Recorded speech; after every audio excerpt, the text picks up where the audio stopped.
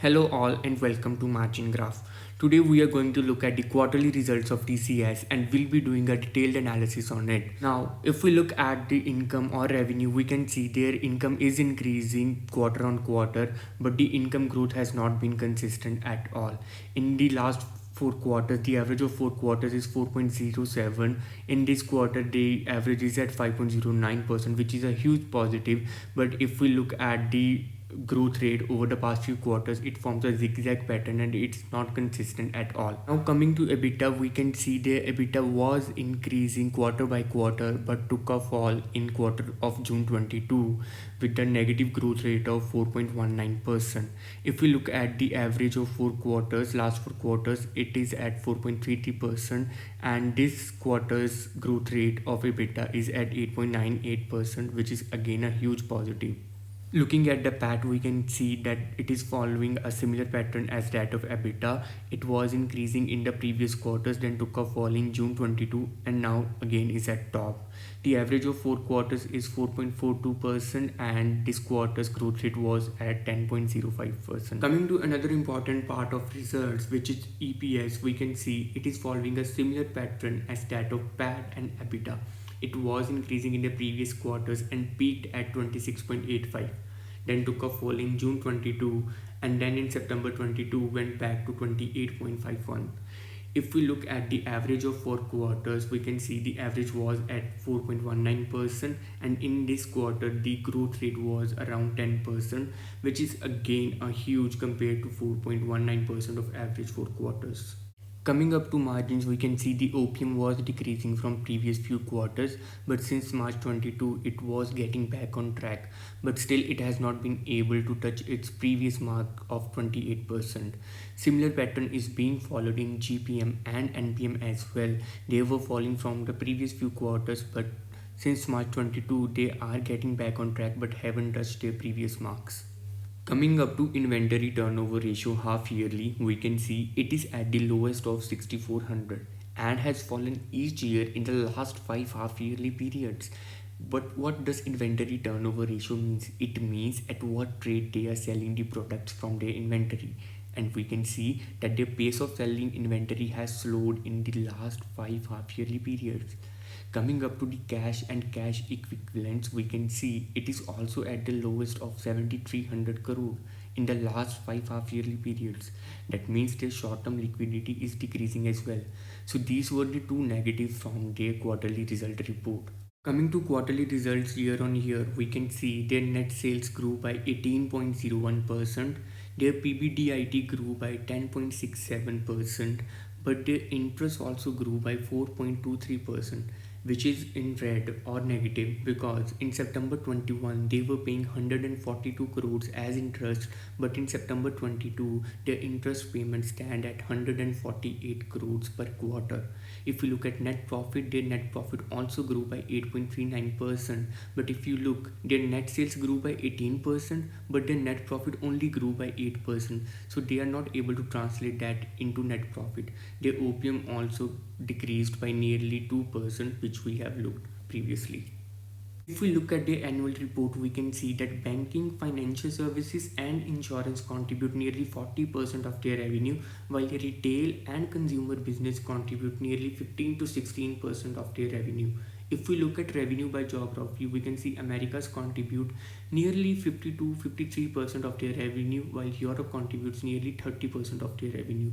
Here we can see that the currency exchange rate through the year resulted in a positive impact of nearly 1.4% on their reported revenue, and the total growth stood at 16.8% in financial year. Looking at the shareholding pattern, we can see the total promoter holding is at 72.3%. Majority shareholders are promoters. Pledged promoter holding is at 0.35%, which is very less and very good. Mutual funds hold nearly 3.38% market cap of the total market cap of TCS, and nearly 40 mutual funds have TCS in their portfolio. If we look at FIIs, we can see the FIIs hold nearly 13.5% as that of June quarter, but there has been some selling pattern in the FIIs. We can see the FIIs held 15.6% in March 21, but now they hold only 13.5% in June 22. So they have sold nearly 2%, and nearly 1500 FIIs has TCS in their portfolio. If we look at promoter with highest holding, Tata Sons Private Hold Limited hold nearly 72.27% out of 72.3%. Largest public shareholder is Life Insurance Corporation of India at nearly 4% out of 4.88 of insurance firms. If we look at individual investor holding, we can see the individual investors hold nearly 4.6% out of 5.85% of retail and others. So shareholding pattern looks very strong. Next up, we will be looking at the mutual funds holding, and we can see that these six mutual funds hold most of the TCS market cap, with Axis Long-Term Equity Fund Growth Direct Plan have nearly 0.1893% of the total market cap of TCS. We can see a pattern here that all the mutual funds are selling, with exception to only two funds, which are ICI Prudential Technology Fund and Tata Digital India Fund.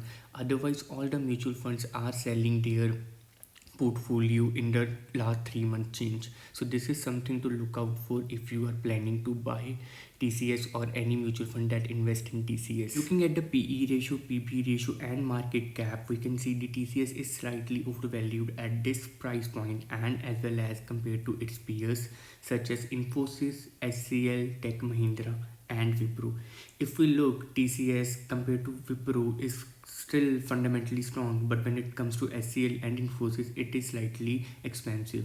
It would be fair valued at nearly price band of 2300 to 2800, but the current price of nearly 3200, it is very expensive compared to its peers. Talking about the peers, we can have a peers comparison between TCS, Infosys, SCL, Wipro and Tech Mahindra. If we talk about market cap, annual sales and annual net profit, TCS is obviously the top contender in these qualities. But if we look at any of the growth areas, be it net sales growth, profit growth in 1 year or in 5 years, TCS is nowhere the top. It is Infosys, SCL or Tech Mahindra in those cases. If we are talking about EBIT to interest, we can see it is at 59.7, debt to EBITDA is at 0.1.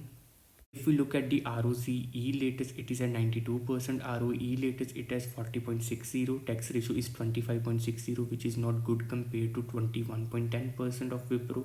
If we look at PE ratio is at 29 compared to 18.60 of Wipro. If we look at price to book ratio is at 11.8 compared to 2.90 of Wipro. Promoter holding we have already seen. If we look at 1 month result, HCL is beating all the peers. In 3 month, HCL is beating all the peers. Year to date, TCS is at minus 16% compared to all other. 1 year is also great for TCS. 3 years, Infosys is beating all its peers with nearly 95.40% returns in the last 3 years period. TCS ranks 4 out of 5 of its peers, which is definitely not a good outlook for TCS. Looking at the 1 year forward forecast based on analyst rating, we can see that the analysts have suggested that investors can buy this stock. Out of 43 analysts, nearly 51% has given a buy rating on TCS, but it can generate a lower return expectations in the near term. The forecast is for October 2023, and with the low price hitting as low as 2572, giving us a negative returns of nearly 18%. But if it is able to give positive result, then it can also generate a price up to 4600%, giving us a returns of nearly 46%.53 on the current price of 3137. It can also generate higher return growth forecast. Expected revenue growth of 14% for next year is more than the last 3 CAGR revenue growth of 9.10%. Even at the lowest, it can generate 9.44% revenue growth. Same when it comes to EPS, taking 104 as the baseline, even in the lowest, it can give us a EPS of nearly 5% growth. Looking at the technicals, we first have MACD line. So MACD in 1 month is showing bearish mood. We can see that in the graph that the MACD line is below the signal line, which indicates a bearish mood for the 1 month going forward period, which is not looking good. Now if we are talking about MACD, the next up we have is RSI. So we can see RSI in 1 month period is showing no clear trend. Currently the RSI is at nearly 50 levels, and between 50 to 70 level it is not showing any kind of trend. After RSI, next up in the technicals we have Bollinger Bands, another major indicator.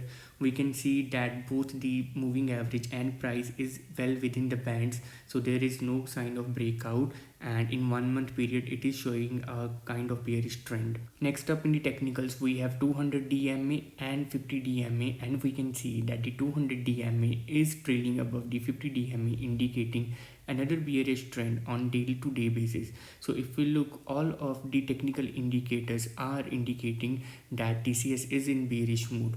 Here we can see on the weekly and monthly basis that MACD is giving bearish mood, RSI is giving no signal, Bollinger Bands are also giving bearish mood, moving average on day-to-day basis is also bearish, KST theory is also bearish and mildly bearish in weekly and monthly, Dow theory is little bullish in weekly but in monthly it is giving no signal, OBV is also bullish in weekly but in monthly giving no signal. Looking at the analysis of all the technical indicators on weekly and as well as monthly basis, we can see that MACD, RSI, moving averages, KST all are giving a bearish trend on TCS, which is not looking good. Now if we are talking about fundamentals at a glance, we can see that the market cap is nearly 11 lakh crore, enterprise value is more or less the same, ROE is 43%, ROC at 54.9%, EPS is at 107, PE ratio is 29 compared to industry PE of 27, and that is why TCS is highly overvalued compared to its peers. PB ratio is also nearly 13%, again highly overvalued. Debt to equity ratio is 0.08%, which is a positive at this point for TCS. To sum up the entire video, why we should buy or sell TCS, we can see there is a strong long-term fundamental strength with an average return on equity of nearly 37.06%. The company has also declared nearly positive result for the last 5 quarters, which is again a very good outlook for TCS. The stock is technically in a mildly bearish range, which is a negative. The stock MACD and KST technical factors are also bearish. With ROE of only 40.6, it has an expensive valuation with 11.8 price to book value compared to its peers.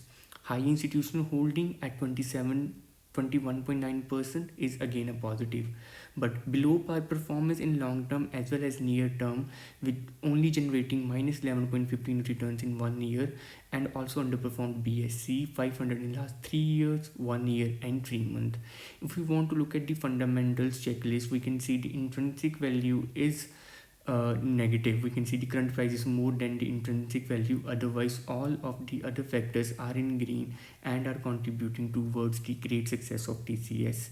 Its entry point is at great, default probability is great. So that was the technical and fundamental analysis of this quarter of TCS. You can subscribe to the channel, press the bell icon and also give a thumbs up to this video.